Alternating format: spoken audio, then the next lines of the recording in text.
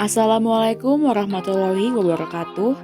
Kami dari kelompok 12, jurusan Manajemen Universitas Lampung, akan mempresentasikan tentang dasar-dasar struktur organisasi mata kuliah perilaku organisasi lanjutan.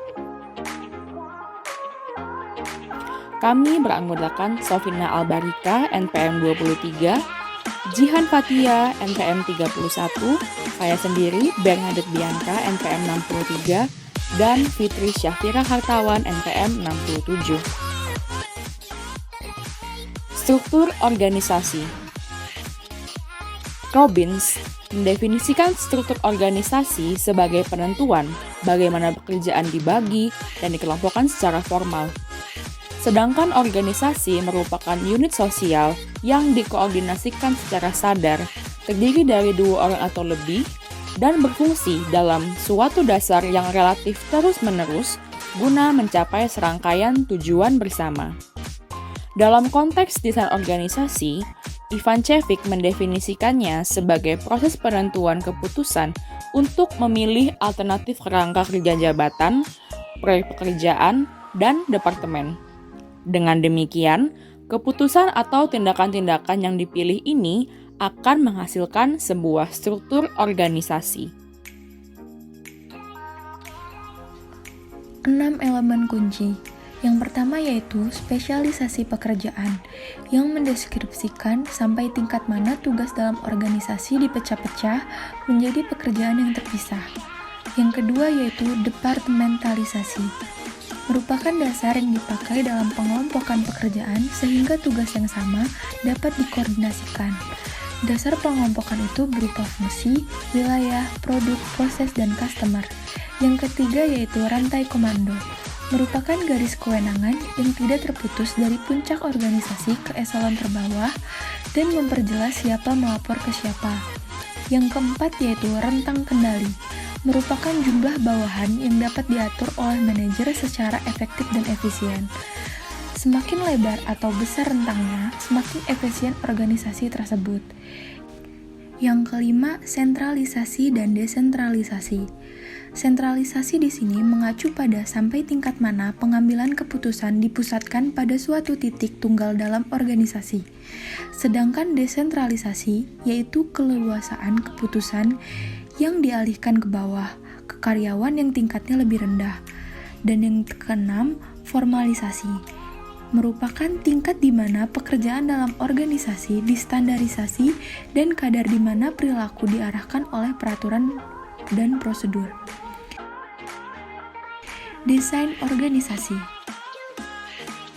Di dalam desain organisasi ada 3 struktur. Yang pertama yaitu struktur sederhana, yang kedua birokrasi, dan yang terakhir struktur matriks. Struktur sederhana dengan ciri-ciri tingkat departementalisasinya rendah, rentang kendalinya lebar, wewenang terpusat pada satu tangan, dan formalisasinya kecil. Kelebihan dari struktur sederhana yaitu cepat, fleksibel, tidak mahal untuk dikelola, dan akuntabilitasnya jelas. Untuk kelemahannya, yang pertama, sulit dijalankan selain di organisasi kecil. Selanjutnya, tidak memadai saat organisasi berkembang, yang mengakibatkan overload informasi di puncak. Kemudian yang terakhir, sangat berisiko atau bergantung pada satu orang. Selanjutnya adalah birokrasi, dengan ciri-ciri, tugas-tugas rutin dengan spesialisasi tinggi, formalisasi tinggi, departementalisasi tinggi, wewenang terpusat, rentang kendali sempit, dan pengambilan keputusan mengikuti rantai komando. Kelemahannya yaitu rentan terhadap konflik subunit dan berlebihan dalam mengikuti aturan.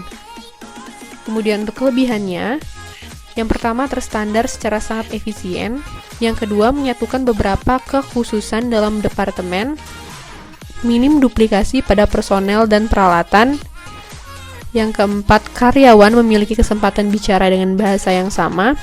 Dan yang terakhir, berjalan cukup baik dengan manajer tingkat menengah dan bawah yang kurang berbakat. Terakhir yaitu struktur matriks. struktur yang menciptakan dua garis wewenang dengan menggabungkan departementalisasi produk dan fungsional. Kelebihannya yaitu penyatuan para spesialis, lalu memfasilitasi koordinasi ketika organisasi tersebut memiliki banyak aktivitas yang rumit dan saling tergantung, kemudian memudahkan penempatan para spesialis secara efisien. Untuk kelemahannya, yaitu sulitnya mengordinasikan tugas para spesialis fungsional yang beragam, lalu kebingungan yang diciptakannya, kecenderungan untuk menumbuhkan perjuangan meraih kekuasaan, dan stres yang dirasakan para individu. Pilihan desain baru, yang pertama ada struktur tim, yaitu penggunaan tim sebagai piranti pusat untuk mengkoordinasi kegiatan kerja. Karakteristik primer dari struktur tim adalah bahwa struktur ini memecah-mecah penghalang departemental dan mendesentralisasi pengambilan keputusan sampai tingkat tim. Struktur tim juga menuntut para karyawan untuk menjadi generalis maupun spesialis. Selanjutnya ada organisasi virtual, yaitu suatu organisasi inti yang kecil yang menggunakan sumber luar untuk fungsi-fungsi bisnis utama. Dalam istilah struktural, organisasi virtual adalah sangat tersentralisasi, dengan sedikit ataupun tanpa departementalisasi. Dan yang terakhir ada organisasi nirbatas. Organisasi nirbatas berusaha menghilangkan rantai komando, memiliki rentan kendali tak terbatas, dan mengganti departemen dengan tim yang diberdayakan. Mengapa struktur berbeda-beda? Dari segi strategi, jika manajemen melakukan perubahan signifikan dalam strategi organisasi, struktur pun perlu dimodifikasi untuk menampung dan mendukung perubahan ini. Terdapat 3 dimensi, yaitu inovasi, minimalisasi biaya, dan juga imitasi. Ukuran organisasi secara signifikan mempengaruhi strukturnya. Organisasi besar cenderung memiliki lebih banyak spesialisasi, departementalisasi, tingkatan vertikal, serta aturan dan ketentuan daripada organisasi kecil. Teknologi